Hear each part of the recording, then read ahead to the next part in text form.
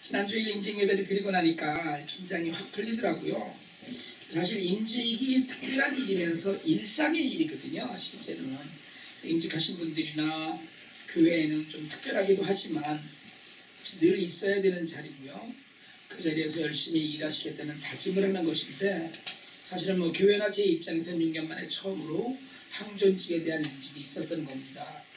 근데 이 한국교회가 특별히 이제 장로교 정치를 받아들이면서 항존직이라는 단어를 오해를 해서 한 번 장로가 되면 영원히 장로인 줄 알아요. 사실은 원래는 그렇지 않습니다. 항존직이라는 뜻은 항상 한자에 있을 존자거든요. 항상 있어야 되는 직분이에요. 그게 교회에 항상 있어야 되는 직분이어서 무슨 얘기냐면, 교회에는 장로의 일, 또 집사의 일을 누군가가 맡아서 해야 되는 그 직분은 늘 있어야 된다, 이런 뜻이에요. 그러니까 그 직분을 감당해야 될 사람이 늘 있는 그런 직분이다, 이런 얘기지, 한 번 장로가 영원한 장로가 아니라는 거예요. 우리는 한 번 장로가 되면 은퇴장로, 명예장로, 심지어는 묘비에까지 아무개 장로 이렇게 쓰지요. 근데 만약에 정상적으로 제대로 이 뜻을 알면, 쉽게 얘기하자면 원칙은 장로를 지낸 바 있다, 이렇게 표현하는 것이 맞아요. 집사는 원칙적으로 우리가 구분하는 하는 안수 집사가 맞고요. 서리 집사라는 제도는 한국에만 있습니다. 이게 왜 서리 집사를 임명하느냐 하면, 일을 시키기 위해서 서리 집사를 임명하는 거거든요. 나이는 들고 이제 이러니까. 그래서 안수 집사는 임기직이고 서리 집사와 전도사는 1년직입니다. 이 정치상 그래요. 근데 한국교회는 그냥 서리 집사라도 한번 임명이 되면 집사님이 그냥 호칭이 되고요. 이름이 돼버려서 집사 인플레이션 생겨나서 그냥 일반 성도의 호칭이 그냥 집사인 것처럼 그렇게 가볍게 여기게 되어 있어요. 그러나 교회의 모든 일 중에서 실질적인 행동이 필요한 모든 일은 집사가 하는 것이 맞죠.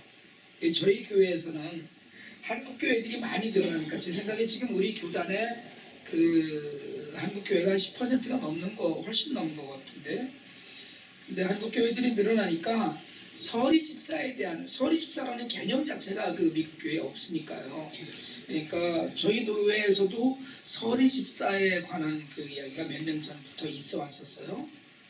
미국 교회의 디컨이라고 얘기하죠. 디컨이 한국 교회 집사인데, 당연히 안수받고 임명받고 그렇게 그 일을 수행하는 사람을 디컨이라고 이야기합니다.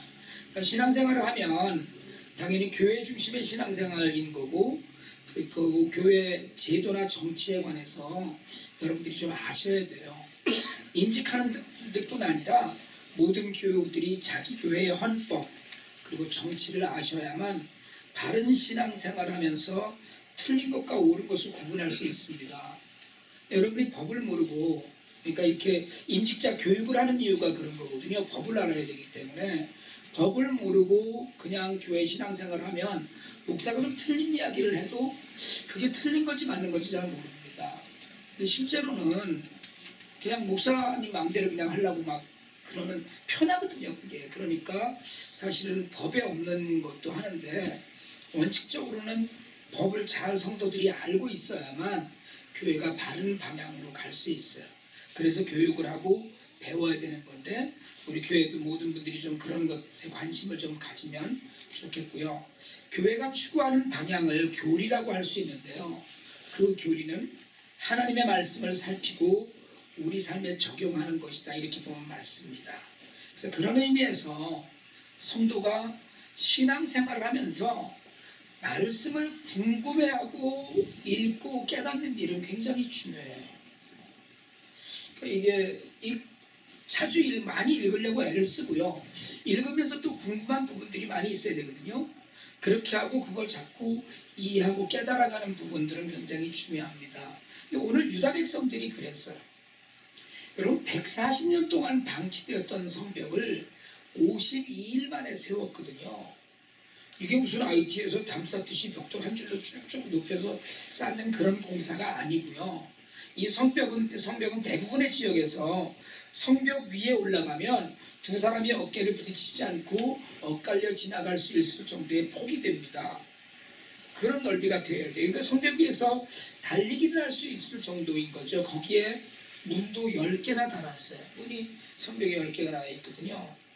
여러분 52일 만에 이 공사가 끝났다는 건 사실은 기록적으로 빨리 끝냈다는 이야기랑 다르지 않습니다. 제 생각에 한국에서 하면 이렇게 좀 빨리 할 수 있겠죠.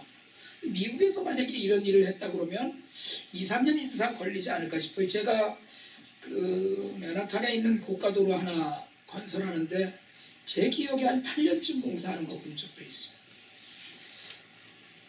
숱한 도전과 회유와 협박의 측면에서도 백성들이 똘똘 뭉쳐서 물론 그 중에서 협조 안 하고 정말 뺀질거리고 전혀 도움이 안 되는 사람들도 있었지만 대부분의 백성들이 뭉쳐서 이 일을 마칩니다.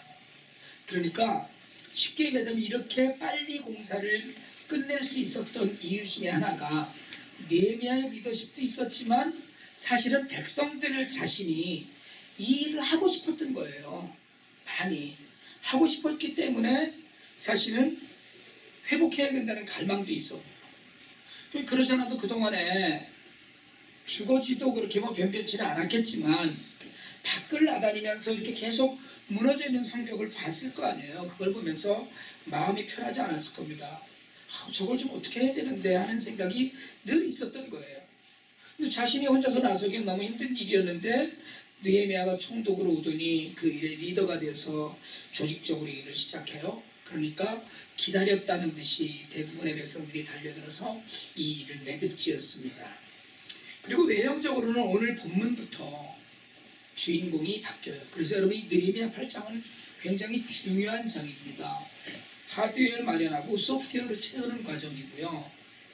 그동안에 느헤미야가 모든 것을 주도하고 기록하고 그래서 본문에 느헤미야가 1인칭으로 등장을 했었는데 이제 느헤미야는 3인칭으로 빠집니다.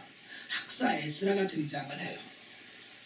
여러분 사역하면요 자신이 맡은 본분을 정확하게 알고 자신의 설 자리를 구분하고 자신이 해야 될 일, 자신이 맡은 일이 무엇인지를 알고 행하다가 자신이 물러날 때를 잘 아는 것, 지혜롭게 오래도록 아름답게 기록되는 사람이에요. 느헤미야는 물론 자신이 이 일 후에 또 계속 총독의 자리에 있으면서 백성들의 삶을 건사하지만 어쨌든 중요한 건 말씀을 듣고 있는 일의 보조자가 돼요. 대장이 아닙니다. 느헤미야에 이어서 학사 에스라가 등장하는데 개역개정에서는 학사라고 번역된 말이 학자 또는 서기관, 법을 해석하는 선생 이런 의미를 갖고 있습니다. 저는 이 학사라는 말에 익숙해서인지 참 어울린다는 생각을 해요. 학사 에스라가 등장을 합니다. 성의 모양을 갖추고요. 그리고 백성들이 자신들의 삶의 터전을 세워나가면서 이게 안정되니까 백성들이 이제 은혜를 받고 싶어 해요. 그래서 에스라나 느헤미야가 아니라 백성들이 먼저 모여서 하나님의 말씀을 듣고 싶어 합니다. 여러분 에스라가 모이라고 그런 게 아니에요. 모여서 하나님 말씀 듣자 이렇게 얘기한 게 아니라는 거예요. 백성이 하나님 말씀을 먼저 듣고자 하는 거예요.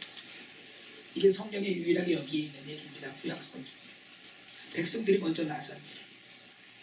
여러분 백성들은 이제 아직도 어렵기는 하지만 그래도 주거 안정을 이루니까 제일 먼저 한 일이 하나님 말씀을 듣겠다고 모였다는 거예요. 여러분 믿음을 갖고 살면서 때로는 기도 응답 받았다고 어려운 일 없다고 예배에 소홀해지지 않으시길 바랍니다. 이스라엘 백성은 어려운 공사 다 마치고 말씀을 듣기 위해서 모였어요. 그리고 공사가 거의 다 끝날 무렵에 바벨론 땅을 떠나서 예루살렘에 도착한 에스라를 찾습니다.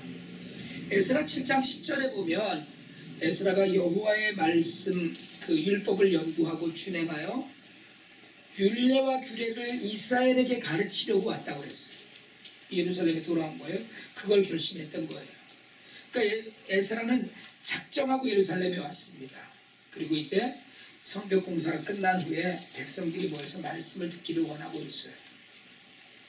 여기서 우리가 하나 주목하는 것은 이 말씀 사정이라고 그러죠. 이야기 말씀을 풀어서 설명해 주고 하는 이 백성들의 부흥회가 느헤미야나 에스라가 시작한 것이 아니고 백성이 먼저 들읍시다 라고 했다는 거예요. 모이기를 힘쓰라고 우리가 했는데요, 그런 말을 듣기 전에 저 모입시다 라고 담임 목사님이 이야기하기 전에 우리 예배 좀 더 드립시다, 우리 말씀 좀 더 읽어요, 이게 있었다는 거예요. 여러분 심령에 이런 심령이 좀 가득하시기를 바랍니다. 우린 물론 여러분들은 대부분이 목사님이 힘드실까봐 목사님 쉬세요 이렇게 얘기하잖아요. 예배는 그냥 목사님 쉬세요 이렇게 얘기하는데, 제가 주일 오후에 책 읽는 것을 더 하든가 아니면 성경 통독반을 한 번 더 그냥 해볼까 이런 생각도 있어요. 우리가 1년 1독 하잖아요. 그러니까 일주일 분량을 그냥 다 읽는 것이 아니고 부분 읽으면서 설명을 하고 나면 여러분들이 좀 이해하는 데 훨씬 쉽지 않을까, 그런 생각도 좀 하고 있어요. 느헤미야가 아니라 에스라가 율법책을 갖고 회중 앞에 섭니다. 그리고 2절과 3절에 보면 알아들을 만한 사람이라는 표현이 2번 나와요. 여러분 이게 무슨 말이겠어요? 알아들을 만한 사람, 말귀를 알아듣는 사람 우리가 얘기하잖아요. 말귀를 못 알아들어 이런 얘기도 합니다. 똑같은 이야기를 하는데 이 이야기는 말씀을 듣는데 들으면서 분별력이 생겨서 하나님 말씀을 마음에 새기기 시작하는 거예요. 요한계시록에 들을 귀 있는 자는 들을지어다 이렇게 얘기하거든요. 자신을 돌아보게 되고 들으면서 깨달음이 있는 사람, 그 말씀을 들으면서 회복과 변화의 역사가 일어나는 사람, 여러분 이게 말을 알아들을 만한 사람이라고 성경이 오늘 표현한 거예요. 우리 모두가 말씀 앞에서 이런 사람들이 되길 바랍니다. 그냥 와서 앉아있는 게 아니라요, 들으니까 그래 맞아 옳은 말씀이네, 들으니까 내게 뭔가 좀 달라지는 이게 와있는 이런 말씀으로 변화가 되어야 되거든요. 그런데 오늘 보니까 새벽 동틀 때부터 정오까지 율법책을 읽었어요. 이걸 대부분의 주석이 한 6시간쯤 된다고 이야기하는 거거든요. 우리도 한번 해볼래요? 6시간 동안 성경을 읽고 듣는 것. 요즘 우리 교단에서 저스트 쇼업의 한 부분으로 드라마 바이블이라는 프로그램이 있습니다. 성경을 입체적으로 읽어주는 건데요, 제가 6시간 동안 성경책을 읽어드리면 저는 읽을 수 있어요. 해봤으니까 읽을 수 있는데 여러분들은 귀에 피난다고 그럴까봐 드라마 바이블로 한 6시간씩 들으면 어떨까? 어때요? 좋으세요? 눈을 안 마주치시네? 다음 주부터 교회 안 나오는 사람 생길래나? 여러분 말씀을 알아듣는 사람은, 말씀을 알아듣는 사람, 말씀을 들을 귀가 있다고 오늘 이야기한 말씀을 알아듣는 사람은 아무리 오래도록 성경을 읽어도, 설교가 아무리 길어도, 예배 시간이 길어도 지루해하지 않아요. 보통 청년 집회제가 지킴이나 또는 아니면 이런 대규모 집회들 이렇게 가면 보통 예배가 한 4시간, 3시간에서 4시간 가까이 하거든요. 그럼 찬양 1시간 하고 그 다음에 설교 거의 한 1시간쯤 하고 다시 찬양하고 기도하는 순서로 가는데, IT 사람들도 그래요. 보통 찬양 2시간, 설교 2시간에서 보통 한번 모이면 4시간 정도 예배를 드립니다. 연애를 하면, 좋은 사람을 만나면 시간이 아무리 길게 있어도 짧다고 그러잖아요. 늘 아쉬워하고. 사랑하는 사람 아무리 길게 이야기해도 할 얘기를 다 못했다고 그러거든요. 하나님을 사랑하면 그 말씀을 아무리 오래 들어도 그걸 꿀송이처럼 달다 그렇게 표현해요. 여러분 정말로 바라기는 이런 체험이 우리 교회 성도 모두에게 있으시길 바랍니다. 여러분 이게 정말 복이에요. 이스라엘 백성들에게 있었던 것은 목마름입니다. 영적인 목마름, 하나님 말씀에 대한 목마름, 그동안 너무 듣고 싶었고 알고 싶었던 율법에 대한 목마름, 조상들의 죄에 대한 분별할 수 있는 말씀, 이런 것들을 너무나 알고 싶었어요. 여러분 이게 알고 싶어하는 것이 복입니다. 이런 심령 상태가 되도록 기도하시길 바랍니다. 하나님 내 안에 말씀을 간절히 사모하는 마음을 가득 넣어주세요. 여러분 이 기도가 필요해요. 하나님 내가 말씀을 드리면 금방 이해하는 그런 능력을 주세요가 아니고 하나님 내 안에 말씀을 듣고 싶어하는 마음을 주세요. 여러분 이 기도도 우리가 좀 할 수 있기를 바랍니다. 백성들이 이런 말씀을 듣기를 원했을 때 이제 에스라가 강대상에 섰어요. 13명의 레위인들을 강단에 배서시키고 나무로 만든 단 위에 섰습니다. 제 그냥 생각에 어쩌면 6시간 동안 에스라 혼자 율법책을 계속 읽은 것이 아니라 레위인들이 뭐 돌아가면서 읽지 않았을까 싶기도 하거든요. 그런데 5절에 보니까 에스라가 백성들 앞에서 책을 펴니까, 물론 뭐 두루마리겠죠, 펴니까 백성들이 모두 일어섰다고 했어요. 제가 주일 예배 때 성경 봉독할 때 작년까지 일어서서 합독을 했거든요. 저는 사실은 그것이 굉장히 중요한 의미가 있다고 생각을 하고 이 본문에서 가져왔었던 일이에요. 요즘은 제가 PPT로 성경 본문 안 보여드리고 여러분 모두가 성경을 가지고 와서 읽으시게 하는 이유도 말씀을 대하는 우리의 자세가 좀 더 경건하고 거룩한 자세여야 된다는 믿음 때문에 그렇습니다. 앞으로 다시 이제 성경 본문을 읽을 때 일어서도록 하려고 해요. 근데 여러분 이스라엘 백성들은 말씀을 듣는 시간 내내 일어서 있었어요. 다시 좀 얘기하면 서서 6시간 동안 말씀을 듣는 거예요. 제 생각에는 뭐 쉬는 시간도 있었을 것 같기는 한데 그렇게 말씀을 읽을 때 모든 백성들이 손을 들고 아멘 아멘으로 화답하고 또 하나님 말씀을 들으면서 하나님께 경배했다고 했어요. 여러분 적극적으로 이게 마지못해서 참석하는 예배가 아니라 나 자신이 갈급한 심령이 되어서 적극적으로 참여하는 예배입니다. 이게 참 예배예요. 예배를 그냥 구경하러 오는 게 아니라 사실은 요즘도 많은 교회들이 예배 시간에 다른 일 하는 분들이 많아요. 특별히 전하기 때문에. 그래서 사실은 전하기 경건한 마음으로, 예전에는 경건한 마음으로 하나님 앞에 예배드립니다 라고 시작을 했는데 요즘은 스마트폰을 끄시고 예배를 시작합니다 이렇게 간다고 얘기하잖아요. 제가 가능한 한 여러분 주일날 성경책을 읽으실 때도 전화기로 읽지 마시라고 부탁을 드리는 게, 전화기란 일단 한번 꺼내놓으면 눈이 가요. 딴짓하게 되어 있습니다. 그러면 하나님을 만날 기회를 자꾸 차단당해요. 그러니까 점잖게 해서 이게 무슨 다른 일 이런 거죠. 예배하는 데 와서 딴짓하고 한눈 팔게 되는 거예요. 자꾸 찬양이 시작되면 예배가 이미 이제 시작된 거거든요. 하나님께. 그러니까 옆 사람이랑 얘기하고 이런 일들은 가급적 하지 않아야 돼요. 우리는 사람들이 많지 않고 다들 잘 집중을 하시는 편이지만 제가 보면 좀 사람들이 이렇게 모이는 모든 교회의 대부분이 예배가 굉장히 산만해요. 예배 시간에 연락 들어오는 거 다 연락해야 되고 그건 말씀을 듣는 자세가 아니라는 거예요. 예배 드리는데 옆에 다른 사람이, 오랜만에 보는 사람이 갑자기 늦게라도 오면 막 반갑다고 예배 시간에 악수하고 이러거든요. 그냥 눈이 마주치면 목례만 하세요. 예배는 오직 하나입니다. 하나님. 하나님 함께만 집중하는 것. 이건 이 이상도 이하도 아니에요. 하나님께 집중하지 못하고 이것저것 신경 쓴 예배, 주변이 산만한 예배는 결코 하나님이 받으신 예배가 되지 못해요. 길어야 우리가 1시간 30분이거든요. 여러분 우리 지금 우리 교회처럼 모이는 시간이 없는 교회도 없습니다. 사실은 제가 주변을 아무리 둘러봐도 우리 교회가 제일 모이는 기회가 없어요. 요즘은 수요 예배는 청년들은 누구죠? 김지현 집사님은 이성진 집사님이 없으면 거기 못 걸어오나? 이성진 집사 공부한다고 그래. 이게 전혀 안 되는 거예요.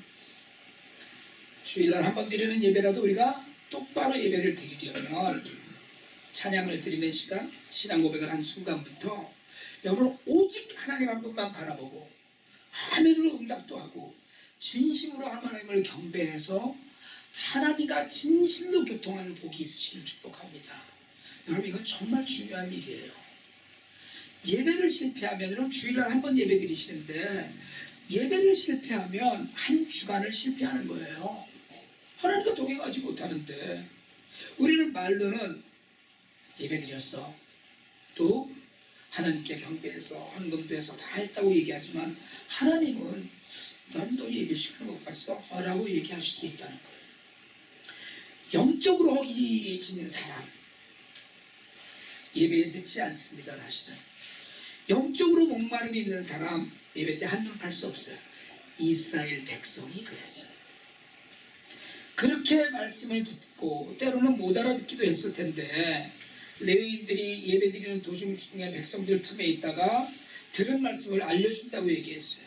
7절에 보면 그들에게 설명해주고 깨닫게 했다고도 했습니다. 우리 그 세번역에는 통역도 했다고 얘기하거든요.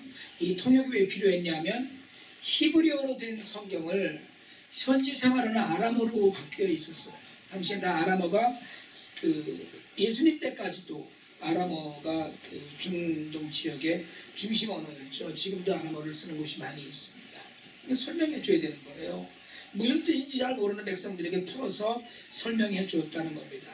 그래서 이렇게 말씀을 듣고 알아듣고 집중해서 듣고 알아듣고 나니까 놀라운 반응을 보여요.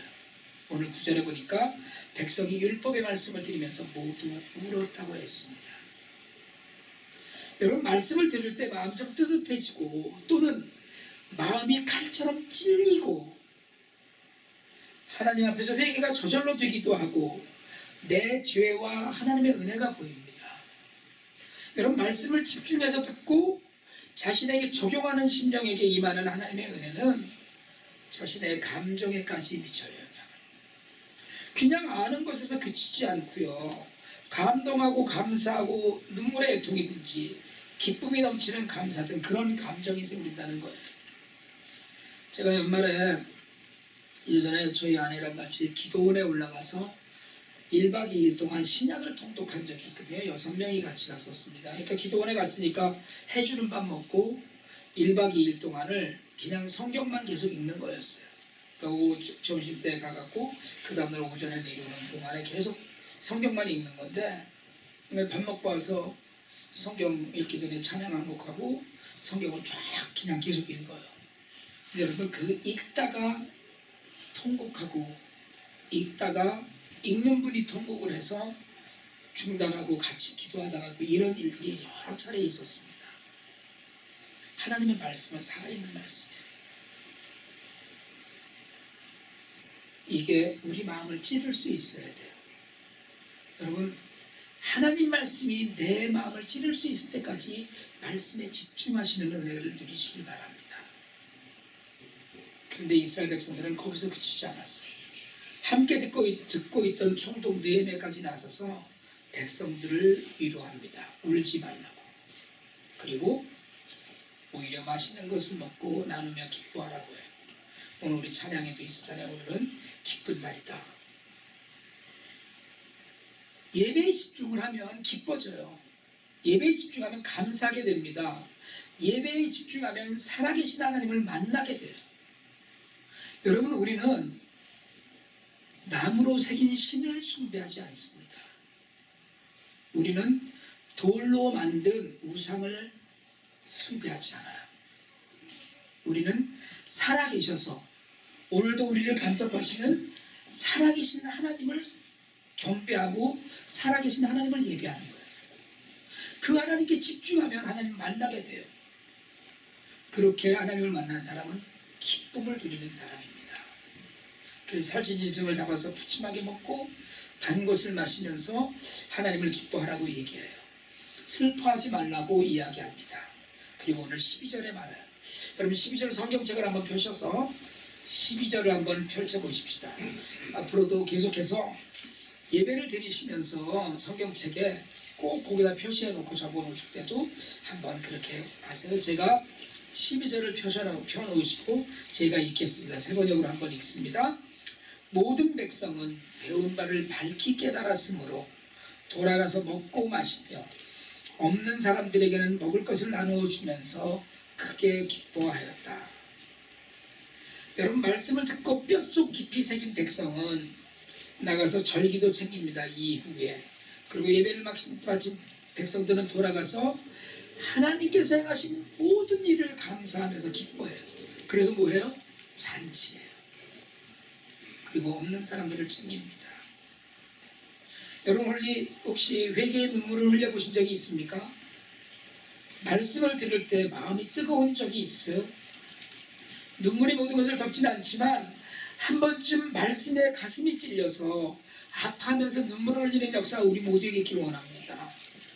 말씀을 사모하면서 예배를 기다리면서 그렇게 달콤한 주님과의 사귐이 있는 예배자의 삶을 살게 되시길 바랍니다. 말씀을 못 들으면 삶에 무언가가 너무 허전해지는 삶이, 그런 삶이 되시길 축복합니다. 제가 묵상 이메일을 한 2, 3일 정도 안 보내면 저한테 이메일 보내시는 분들이 계셔요. 무슨 일 계신가요? 그래요. 제 보잘것없는 묵상 메일을 매일 기다리는 분들이 계시더라고요. 말씀을 사모하니까 보잘것없고 사실은 제 주관적인 말씀이지만 그 묵상 메일을 매일 새벽마다 기다리는 사람들이 있어요. 한국에도 계시고 멀리 미국 안에도 계셔요. 여러분, 삶을 추스린 이스라엘 백성들은 말씀을 듣기를 원했고 회개하고 기쁘고 나누고 그리고 절기를 다시 챙기기 시작했어요.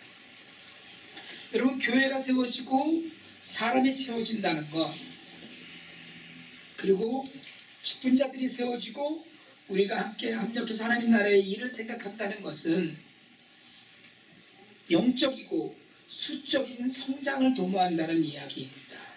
우리는 그걸 부흥이라고 이야기해요. 초대교회 성령이 임하시니까 사도들이 말씀을 전하기 시작했어요. 사람들이 늘어나니까 예수 그리스도를 증거하다가 다 감당할 수 없으니까 초대교회는 집사 7사람을 세워서 구제하는 일을 맡기고 사도들은 오직 말씀을 전하고 기도하는 일에만 힘을 썼습니다. 그런데 여러분, 제가 어제 중앙일보 칼럼에서 썼듯이 예수님은 큰 것을 말씀하지 않으셨어요. 여기서 우리가 부흥의 정의를 내려야 됩니다. 여러분, 부흥은 사람이 많아지는 걸 이야기하지 않아요. 교회 역사상 사람들이 많아진 부흥을 이루었던 경우도 있어요. 그러나 사람만 많아지는 건 아무 소용이 없어요.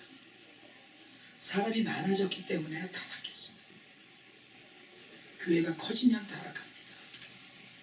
여의도 순복음교회가 타락하고 사랑의 교회가 탈선하고 죄악 가운데 있어요. 사람이 많이 모이니까 전병훈 같은 이들은 뻔뻔하게 목회해요. 옳지 않아. 숫자가 많이 느는 것을 기대하기 전에 내가 영적으로 회복되었는가를 돌아보는 일, 이게 부흥이에요. 느헤미야 8장의 부흥은 영적 회복이에요. 말씀대로 사는 삶의 회복입니다. 부흥은 회복이에요. 우리가 잃었던 것을 되찾고 우리가 놓쳤던 것을 돌아보는 겁니다. 수적인 부흥도 필요할 것 같아요. 그러나 영적으로 우리가 전혀 변화 없이 하나님 말씀을 읽고 찔리지 않고 눈물을 흘려 회개도 안 되는데 수적인 부흥만을 원하는 것, 여러분, 숫자를 무시하라는 말씀이 아니라 영적인 부흥을 먼저 생각해야 돼요. 이스라엘 백성들은 말씀을 듣고 울고 기뻐하고 나누었어요. 우리에게 이런 말씀의 부흥이 있기를 원합니다. 말씀의 부흥이 일어나서 이웃이 복받는 일이 일어나기를 원합니다. 그게 부흥이에요. 교회가 많아서, 사람들이 엄청 많아서가 중요한 게 아니라 나라가 변화돼서 내 주변이 행복해지는 거예요. 내가 밥을 먹다가 없는 자들에게 나눠주라고 했으니까 없는 자들에게 나누는 일, 내가 영적으로 부흥하니까 다른 이들에게도 복음을 전하는 일, 우리가 부흥하면 이웃이 신바람 나는 그런 부흥이 우리 안에서 먼저 일어나야 됩니다. 말씀을 듣고 마음의 찔림도 있지만 여러분, 마침내 행복해지시길 바랍니다. 예배 끝나고 나면 나 너무 좋아. 왜요? 예배 때문에? 아니, 그냥 하나님을 만나서 좋은 거예요. 그 행복이 강물처럼 흘러서 이웃들에게 흘러서, 여러분 부흥이 뭡니까? 회복되고 변화되는 거잖아요. 커지는 거잖아요. 많아지는 것. 어떻게 해요? 내가 영적으로 이 나눔이 있어야 되는 거예요. 그래야 수적으로도 감당이 됩니다. 영적으로 완전해지지 않은데 수적으로 풀기 시작을 하면 결국은 타락해. 오늘 바라기는 우리가 말씀 안에서 다시 회복과 부흥의 은혜를 누리시길 바랍니다. 어머니의 날이라고 하잖아요. 이 땅에 하나님이 우리를 보내셨어요. 어머니를 통해서. 그 모든 어머니들이 자신의 자식을 낳고 기대하는 바가 있어요. 이놈이 담에 자라서 이렇게 되었으면, 영적 부흥을 이루면, 우리가 영적으로 부흥해서 하나님 나라의 모든 것을 나누는 사람들이 되면 어머니들의 기대에 부응하는 삶을 산 것이 증거될 줄 믿습니다. 하나님께서 기뻐하시는 일 우리가 다 누리면서 말씀의 회복이 있는 우리 모두가 되기를 주님의 이름으로 축복합니다.